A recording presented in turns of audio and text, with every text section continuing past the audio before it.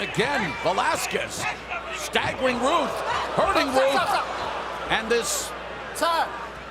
Allora ragazzi, quello che avete appena visto è stato un match fra Juliana Velasquez contro Rebecca Ruth, dove Juliana Velasquez ha finalizzato la povera Rebecca con un front kick da fare paura, e Velasquez sarà la prossima protagonista e sfidante al titolo pesi mosca Bellator di questo main event Bellator 254. Ma prima di parlare del main event spostiamoci su quello che ci aspetterà nella main card. Allora, da segnalare nella main card senza ombra di dubbio è il match tra Goiti Yamauchi contro Nate Andrews. Nate Andrews, 36 anni, americano, al suo debutto in Bellator. Ha alle spalle ben 16 vittorie e 3 sconfitte, di cui 5 KO TKO e 10 sottomissioni.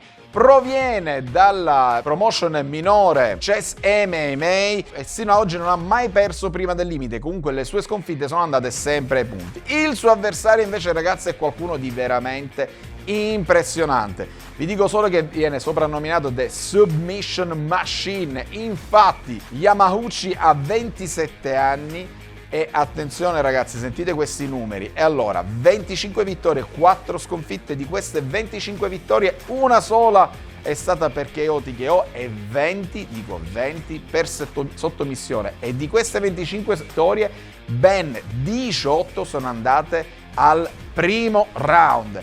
Ora, velocemente un recap di questo atleta eccezionale di 27 anni, nippo-brasiliano. Ha iniziato a praticare il Brasilia Jiu-Jitsu all'età di 9 anni, poi si è dedicato alla boxe, di cui a 14 anni ha vinto il campionato dell'isola panamense, poi si è dedicato alla Muay Thai, ha avuto 7 vittorie e 0 sconfitte nella Muay Thai.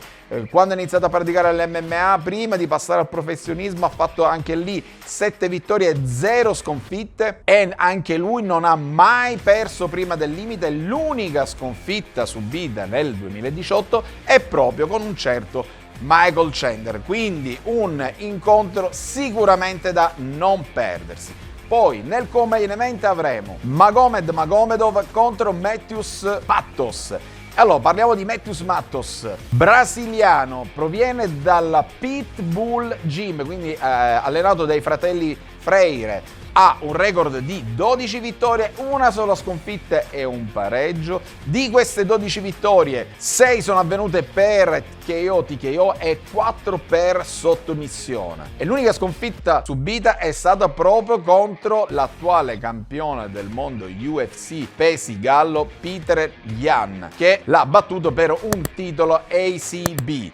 Poi invece il suo avversario Magomedov, russo, 28 anni, si allena con la Dog Fighter, ha un record di 16 vittorie, una sconfitta, 4 KO TKO e 7 vittorie per sottomissione. Quell'unica sconfitta nel suo curriculum è proprio anche lui contro Peter Yan. Peter Yan che Magomedov è riuscito a battere nel 2016 per poi Peter Yan riuscire a ottenere la rivincita nel 2017. Nel 2018 la stampa americana l'ha considerato uno dei top 10 fighter da tenere sott'occhio, soprattutto dalle promotion maggiori, quindi un match tutto da andare a guardare. Ma andiamo al main event, ragazzi.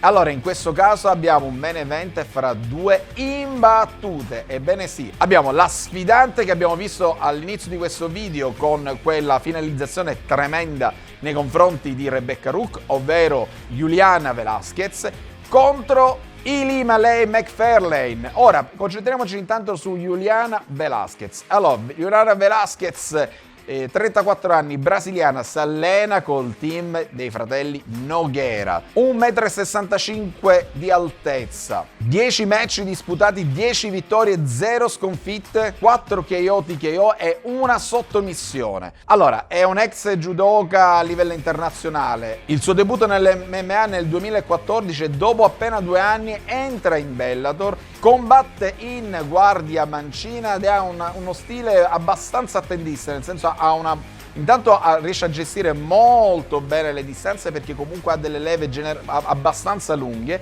e lavora tanto in counter striking, ovvero lavora di rimessa, attende che la propria avversaria avanza per schivare e poi rientrare con dei pugni che sono, ragazzi, davvero dei ferri da stiro. Attenzione ai pugni di Velasquez perché quando entrano davvero che fanno davvero molto male. È molto forte a terra nel grappling, ma predilige principalmente lavorare in piedi e onestamente queste 4 vittorie per KO TKO mi sorprendono perché comunque, ragazzi, ha veramente dei pugni devastanti. Ora spostiamoci su quella che è l'attuale campionessa del mondo dei pesi mosca, ovvero Macfarlane. Intanto questa è la sua quinta difesa al titolo, ha già per ben 4 volte ha difeso con successo la sua cintura. Hawaiana, 30 anni, più bassa della Velasquez perché misura 1,56 m, ha 11 vittorie e 0 sconfitte.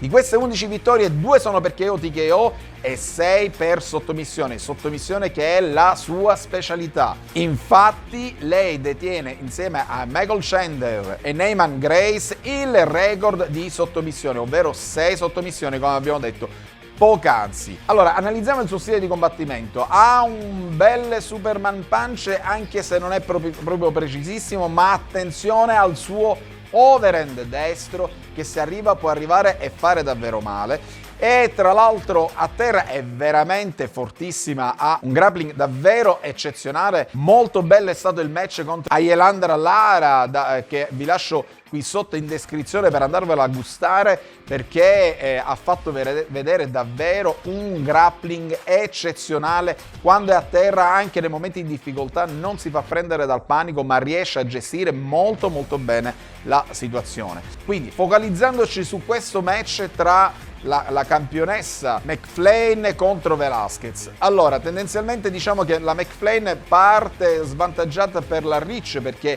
è più bassa, ha delle leve più corte. Io penso che molto probabilmente lavorerà, visto che si troverà di fronte a una mancina, quindi avrà davanti la gamba destra della sua avversaria, lavorerà secondo me molto con l'overhand, il suo overhand destro che è un overhand molto potente, per poi provare a attaccare la gamba avanti, quindi in single leg, e provare a buttare a terra la Velasquez. Ma attenzione a questa Velasquez, che è un atleta che non si butta subito all'attacco, ma studia prima le distanze contro le proprie avversarie, si muove negli spazi, cambi di direzione, come dicevo poc'anzi lavora tanto di rimessa, quindi attende che la propria avversaria attacchi per indietreggiare e sferrare i suoi diretti, soprattutto il suo diretto sinistro. In avanzamento lavora prima di diretto destro e poi seguito dal diretto sinistro, che arrivano davvero pesanti.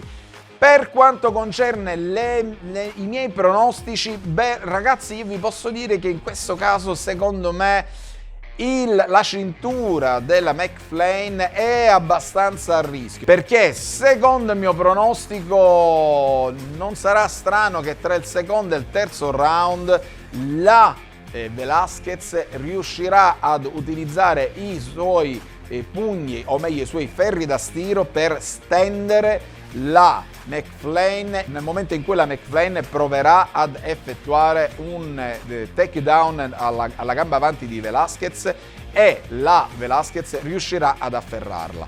Detto questo, se non dovesse terminare per KO TKO, molto probabilmente si arriverà ai punteggi e secondo me vedo favorito la Velasquez, anche se in tutta sincerità è un match molto equilibrato, perché avremo di fronte due fighter dallo stile di combattimento differente. Una, la Macfarlane, che predilige attaccare, punzecchiare, prendere l'iniziativa, l'altra la Velasquez che preferisce invece lavorare di counter striking, anche se una volta che ha preso le misure con la propria avversaria non disdegna chiaramente anche lei l'attacco, soprattutto quando riesce a capire che ormai le distanze le ha ben comprese e inizia a lavorare con i suoi diretti.